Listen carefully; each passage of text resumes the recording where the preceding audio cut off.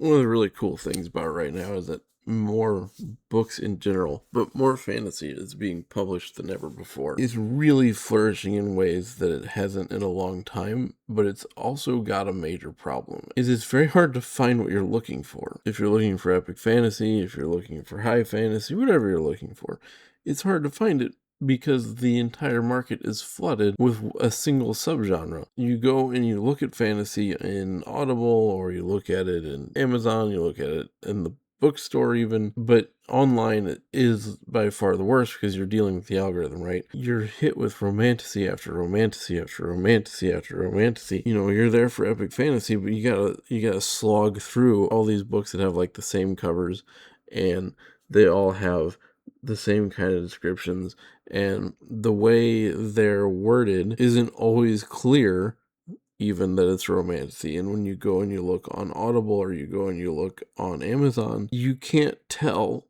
by the cover, like you can with a traditional romance book, hey, this is, or with like a women's literature book, hey, this is romantasy. Because a lot of other fantasy covers are becoming the same as those covers because they're popular, right? And it's resulting in a genre that is deeply difficult to navigate. And it's not that there's not great fantasy books to find. It's just that you've got to get through all this other stuff to find it. Fantasy is doing super well, even if you take romantasy out of it.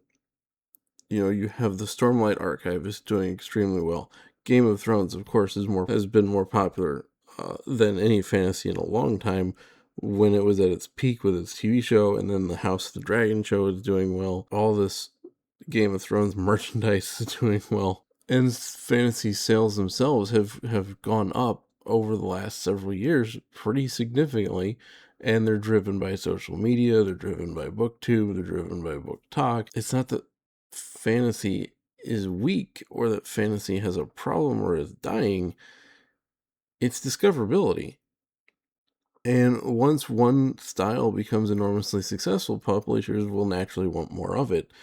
And I've even seen ads online telling you need to go write romantasy, right? It's just like what happened with YA. Hunger Games comes out, the movie and the book, and everything just takes off. And suddenly everybody was writing YA. And every YA was built to look like some version of the Hunger Games, right? Well, now we have romantasy doing the same thing. But the problem with romantasy, look, if you like romantasy, that's fine, whatever.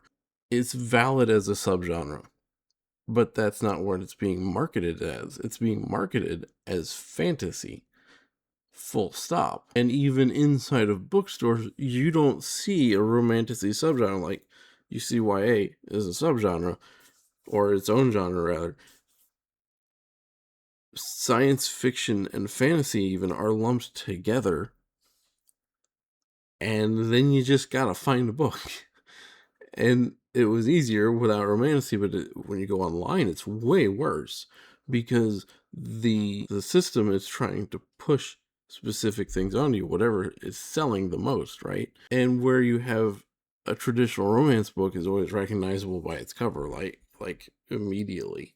Okay, so even if you accidentally put a romance book in like the sci-fi section or whatever, you're gonna notice, and you're not gonna confuse it. You're gonna go right past it and go to the other stuff.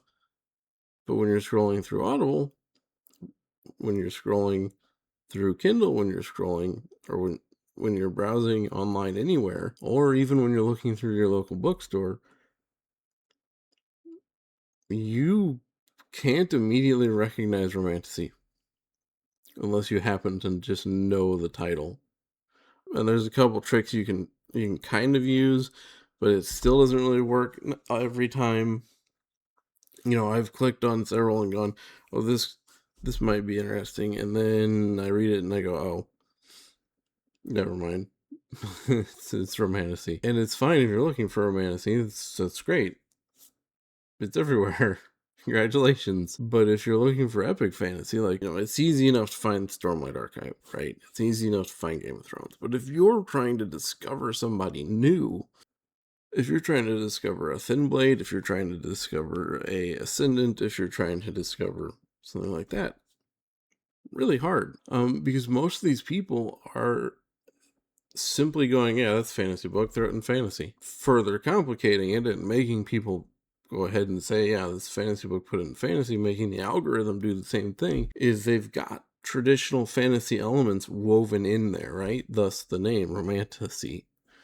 There's dragons, there's castles, there's swords, there's magic symbols, there's magical creatures, there's all this traditional fantasy stuff. And so a lot of times the covers can be visually similar to epic fantasy. A lot of times, for me, I've reached a point where I have to read nearly every book description I come across just to figure out whether the central plot is an epic fantasy or whether it's romantic. Am I reading some chosen one trying to defeat a dark lord, or somebody trying to choose between, a fairy love interest and a dragon love interest and whatever else. And then the algorithms make everything worse.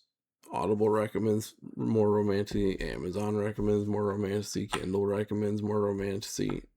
You name the service, it's going to recommend. Hell, YouTube recommends more romantasy because the algorithm, TikTok, BookTube, all that's going to do the same thing. Especially if you accidentally click on something that turns out to be romantasy, it's going to push it more because the algorithm is not looking for variety to push new authors. It's looking to push engagement.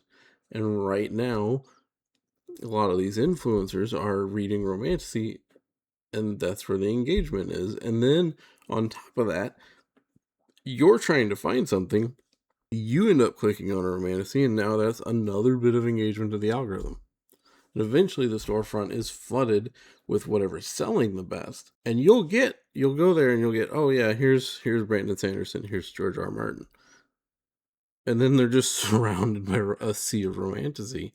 So if you're looking for new authors, if you're looking for lesser known authors, if you're looking to help turn somebody into a George R. R. Martin or Brandon Sanderson, good luck. It's difficult to do. The books that I have found, self-published books that I have reviewed on this channel, I had to find by specifically searching in a completely different, I had to go on Google and search and say, hey, I need books that are not romantasy, and I need them written by newer authors or lesser known authors. I couldn't find it going through Audible. I couldn't find it going through Amazon. I had to look for it in a very specific way.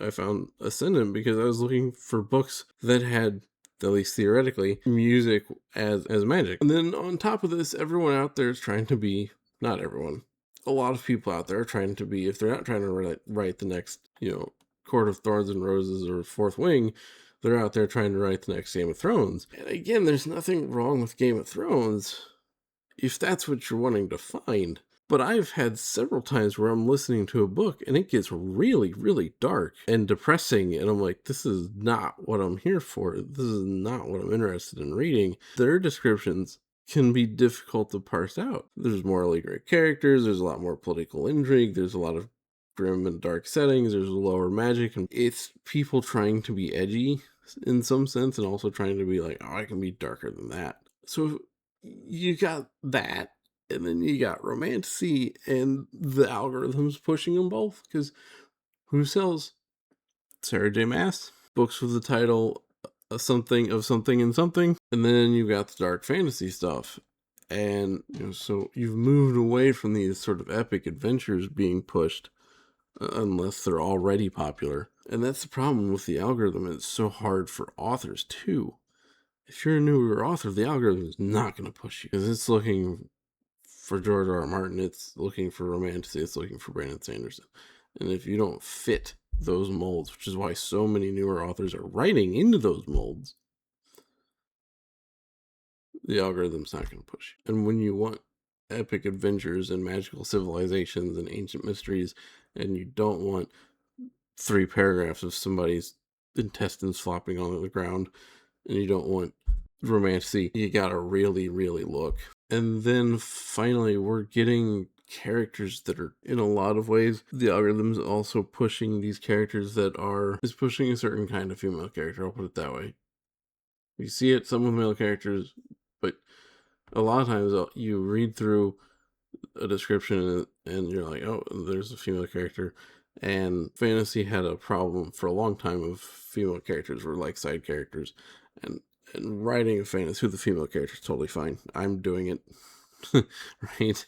But a lot of these characters, they're not a strong character who is capable and powerful, but also who is flawed and has fears and fails. Reading Songs of Chaos, Talia makes a lot of mistakes. She's afraid of certain things. She grows as a character. She forms relationships. Sometimes she screws up relationships. Powerful character, but she's got these issues, and a lot of them don't. And again, these are characters in being pushed in these same books that are being pushed in the algorithms. I keep harping on romance, but romance is really the biggest problem.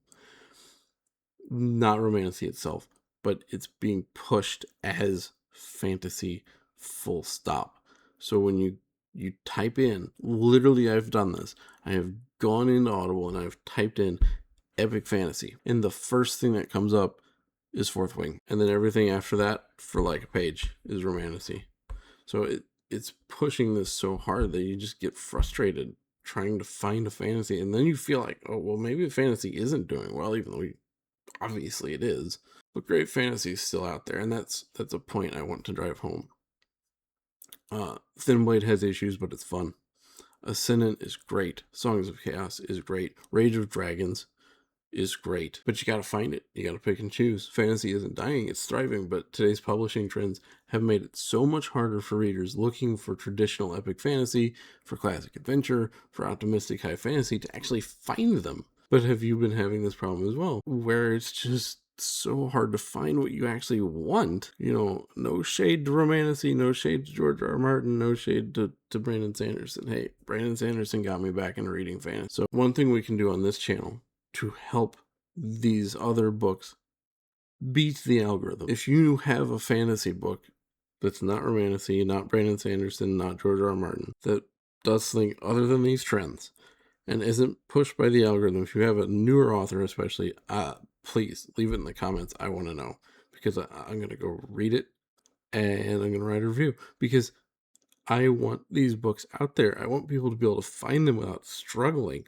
to get through this morass of the same old crap being pushed by, and you know, Book Talk's really pushed into that a lot too, but I think you could do a whole video on Book Talk on genre blending, and of course self-publishing deserves several videos.